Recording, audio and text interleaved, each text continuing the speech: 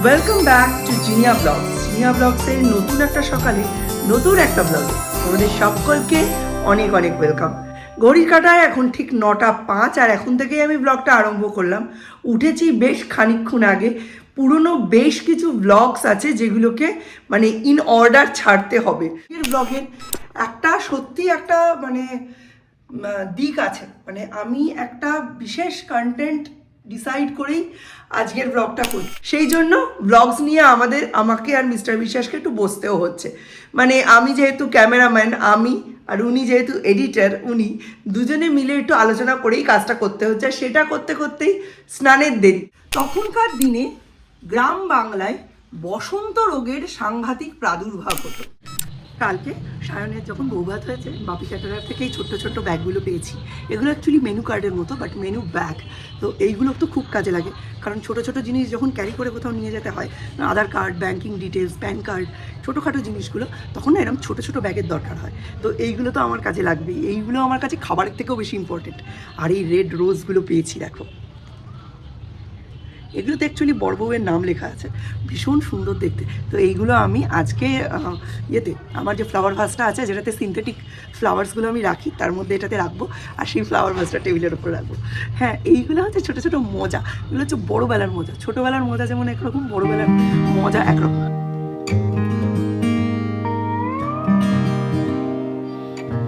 List করা আছে, এই জিনিসগুলো এনে দিবি। এখন পাঠাচ্ছি গোটা সেদ্ধর বাজার করতে, কালকে গোটা সেদ্ধ করবো আমি।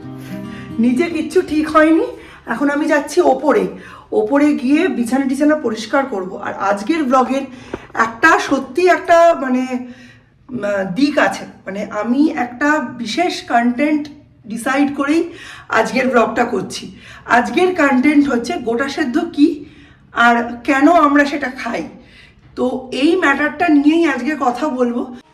সাধারণত বাঁকুড়া, বর্ধমান, বীরভূম, হাওড়া, হুগলি, মেদিনীপুর এবং মুর্শিদাবাদের খুব অল্প কিছু জায়গায় এই গোটা সেদ্ধ জিনিসটার প্রচলন আছে।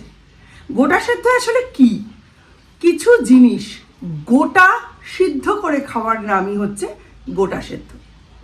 এখন গোটা সেদ্ধ অ্যাকচুয়ালি কেন খাওয়া হয়, এটার ধার্মিক এবং বৈজ্ঞানিক যুক্তি কী সেটা তোমাদের বলি। তখনকার দিনে গ্রাম বাংলায় বসন্ত রোগের সাংঘাতিক প্রাদুর্ভাব হতো এবং বসন্ত রোগীরা কেউ কিন্তু বাঁচত না, মারা যেত। গোটা সেদ্ধর মাধ্যমে সেই জিনিসটাকে বিজ্ঞানসম্মতভাবে একটা প্রতিকারের উপায় করা হয়। কিভাবে? গোটা সেদ্ধর নিয়মগুলো শুনলেই আস্তে আস্তে বুঝতে পারবে যে কি করে গোটা সেদ্ধর মাধ্যমে বসন্ত প্রতিকারের একটা রাস্তা খোঁজার চেষ্টা হয়েছে। মানুষকে ধর্মীয়ভাবে বোঝালে মানুষ তাড়াতাড়ি খায়। এখনকার দিনে যেটাকে আমরা টিআরপি বলি, মার্কেটিং স্ট্র্যাটেজি বলি, গোটা সেদ্ধর মার্কেটিং স্ট্র্যাটেজি ছিল শীতল ষষ্ঠী, সরস্বতী পুজোর দিনে শীতল ষষ্ঠীর আরাধনা। সেই ষষ্ঠীর প্রসাদ হিসাবে গোটা সেদ্ধকে খাওয়ানো হতো।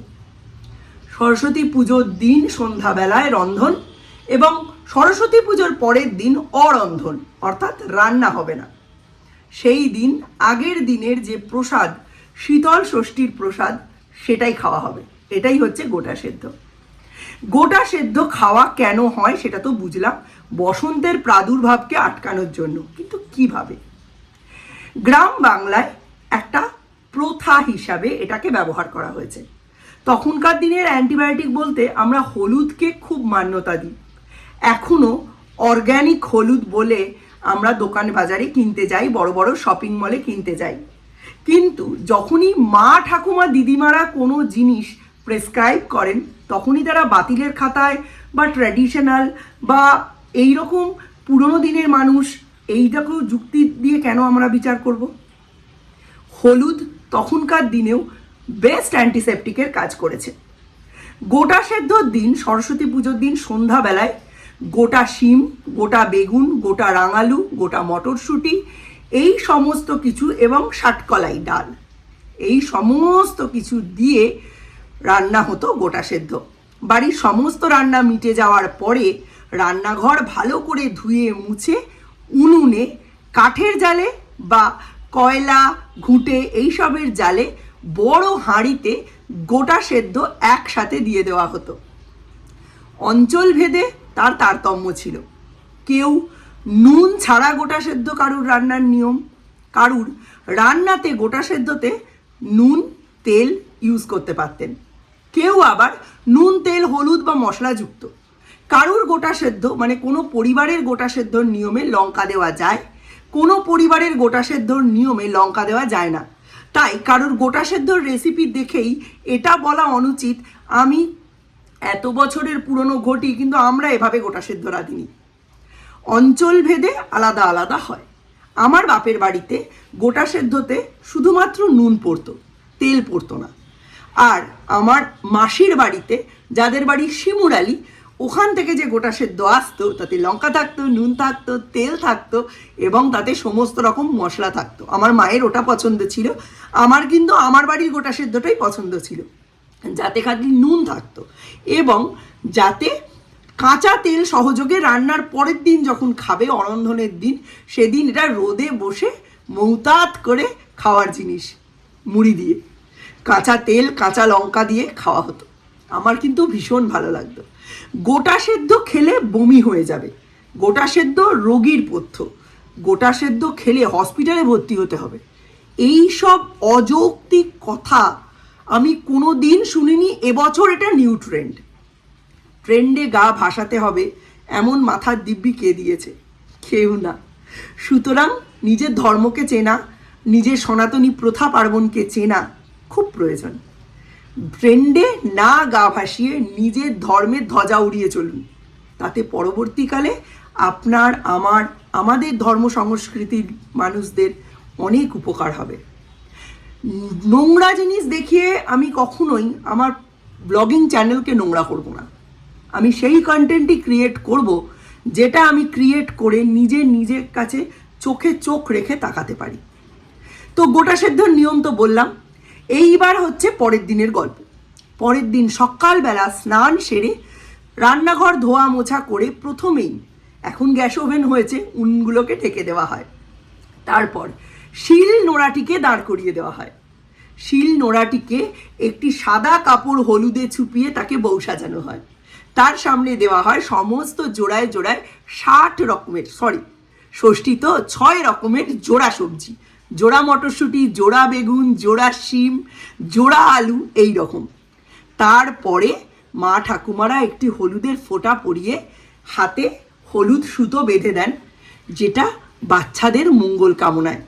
ষষ্ঠীর বাছা তো বেঁচে পড়তে থাক, সুস্থ থাক। এই সমস্তটাই করা হয়েছিল বসন্ত রোগের প্রাদুর্ভাব থেকে মা ষষ্ঠীর সন্তানদের, স্বামী সন্তানদের মঙ্গলার্থে। শীতের শেষ, গ্রীষ্মের শুরু, বসন্তকাল। বসন্তে যেমন মনে দোল লাগায়, তেমনি বসন্তকাল কিন্তু বসন্ত রোগের প্রাদুর্ভাবের একটা দারুণ সময়। সেই থেকে বাঁচানোর জন্যই এই গোটা সেদ্ধ এই জিনিসটার আগমন হয়েছিল। অথচ দেখুন, মা ঠাকুমারা ফেসবুক করতে পারেন না বলে তাদের ট্রল করাটা কত সোজা। আমি তো দেখে নিজেই অবাক হয়ে গেছি। যাই হোক, দোতলার ঘরে এসে খাট গুছিয়ে জানলা টানলা সব খুলে দিয়েছি। এবার যাব দীপের ঘরে, ঘরদোর গুছিয়ে তারপর আজকে রান্নায় হাত দেবো। আজকে সৌম্য সৌর্য কারোরই স্কুল নেই, সৌম্যের পরীক্ষার বেশি দেরিও নেই। হাতে গোনা 3-4টে দিন। বুকের ভেতরটা ধুকপুক করছে, কিন্তু সত্যি নিজের ধর্ম আর পার্বণের ওপর হাত লাগলে আমি কিন্তু ঠিক থাকতে পারি না।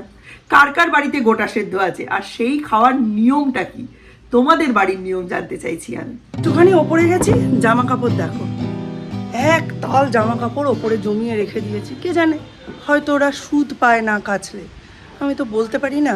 যেগুলো কাচা সেগুলো কাচবো, বাকিগুলো রোদে দেবো। আজকে বেশ ছমছমে রোদ্দুর হয়েছে, তো এইগুলো সব এই দেখো, দেখেছো, সব নিয়ে আসলাম। এবার কেচে রোদে দিয়ে তারপর রান্নায় ঢুকবো। সৌর্য খাওয়া দাওয়া করে পিসির বাড়ি গেছে। সৌর্যকে এখন একটু ডাক। অ্যাকচুয়ালি বড় বড় জয়েন্ট ফ্যামিলিতে তখনকার দিনে খুব বড় বড় শিলনোড়া থাকতো, আর মা কাকিমারা দিনের প্রায় পুরোটাই থাকতেন রান্নাঘরে। তাই ওই বড় শিল নোড়া, সে বিশাল বিশাল পাথরের, সেগুলো ঠিকমতো ওঠানো নামানো হতো না, একই জায়গায় জমা থাকতো, বাটনার পর বাটনা হতো। জলে ওখানে ভাইরাস ব্যাকটেরিয়া এসবের জন্মের একটা ব্যাপার থাকতো। তাই এই দিন ধার্মিকভাবে নিয়ম করে দেওয়া হয়েছিল যাতে শিলটা অব্যবহৃত থাকে। তাই ঘটিদের মধ্যে অরন্ধনের ব্যাপারটা কিন্তু বেশ প্রচলিত। মনসা পুজোর সময়ও একটা অরন্ধন থাকে, মাথায় আছে? তো এই দিন ওই জন্য শিলনোড়াটাকে তুলে ঠাকুর দেবতা বানিয়ে ঢেকে দেওয়া হতো, যাতে শিলনোড়া এবং ওই যে রাখার জায়গাটা, ওই জায়গাটা শুকোনোর অবকাশ পায় এবং ওখানে আলাদা করে কোনো ভাইরাস ব্যাকটেরিয়া না জন্মায়। আর হলুদ কাপড়ে মুড়ে দেওয়ার অর্থই হচ্ছে একটা অ্যান্টিবায়োটিকের প্রোটেকশন, তাই না?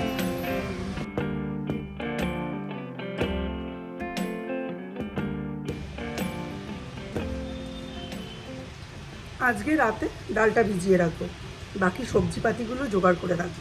দীপ সবই এনে দিয়েছে, মানে ও তো কোনোদিন হতে দেখিনি, তবে ওকে আমি যেমন যেমন বলেছিলাম তেমন তেমন। তবে গোটা সেদ্ধটা কিন্তু প্রেশারে একদমই সেই টেস্টটা আসে না যতটা হাঁড়িতে করে স্লো ফ্লেমে দিকিয়ে দিকিয়ে করলে হয়। তো রাতের দিকে আজকে গোটা সেদ্ধ বানাবো, তাই সকালের দিকে সব ডালটা ভিজিয়ে রাখবো, আর রাতের দিকে গোটা সেদ্ধটা বানিয়ে দিয়ে চুপচাপ সূর্যকে পড়তে বসিয়ে দেবো।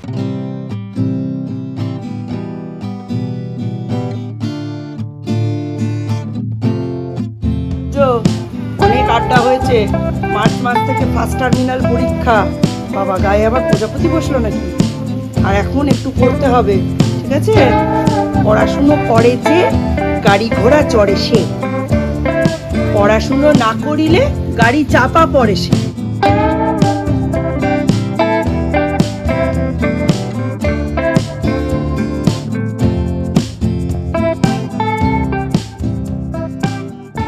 রান্নাঘরে আজকে কিন্তু একদম মেস, কিচ্ছু রান্না বান্না হয়নি।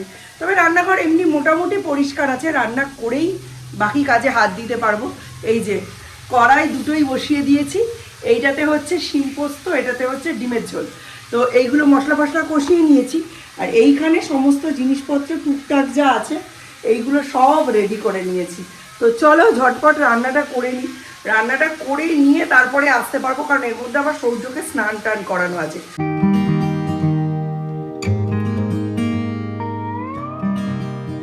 ডিমের ঝোল রাঁধতে রাঁধতে আর যাই হোক কথা বলা যায় না, মশলা কষাতে গিয়ে খালি কাশি বেরিয়ে আসে। এদিকে রান্না এখনো শেষ হয়নি। এসে পুরো জেরবার, কষা কষা ডিমের ঝোল ছাড়া কি আর ভাত খাওয়া যায়?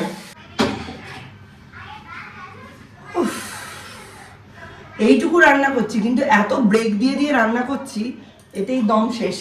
রাত্রে খালি গোটা সেদ্ধ করবো আর সৌর্যকে পড়াতে বসাবো। সৌম্যকে এখন তো বেশি দেখতে হয় না, নিজেই পড়াশুনো করে, বাট আজকে বিকেলে ভাবছি সৌম্যর বাংলাটাও নিয়ে বসবো।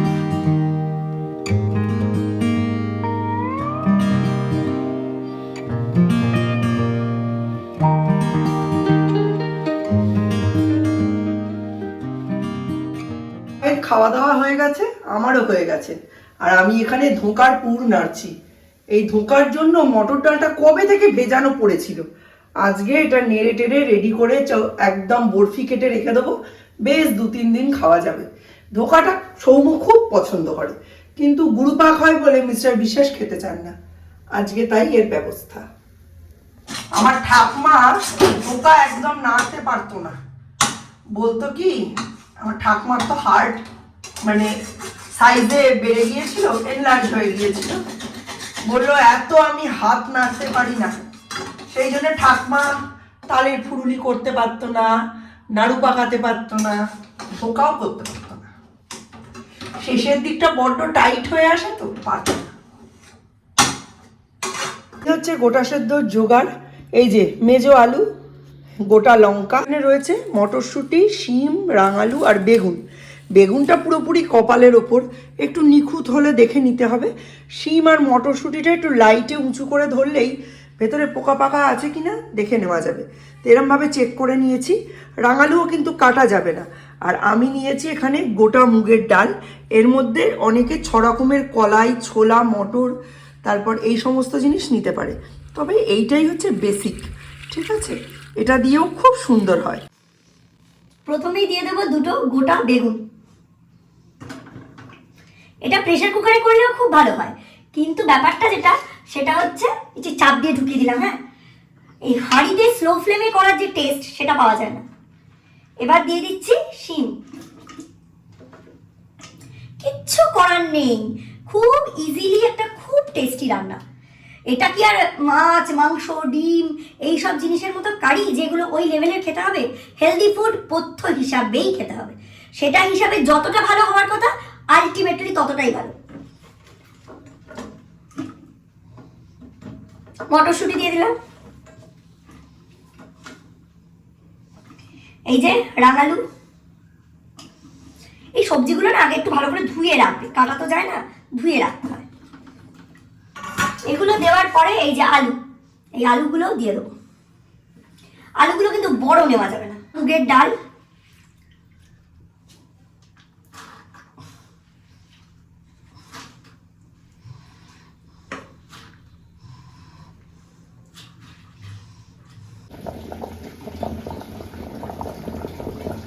এই হচ্ছে আমাদের গোটা সেদ্ধর ফাইনাল লুক।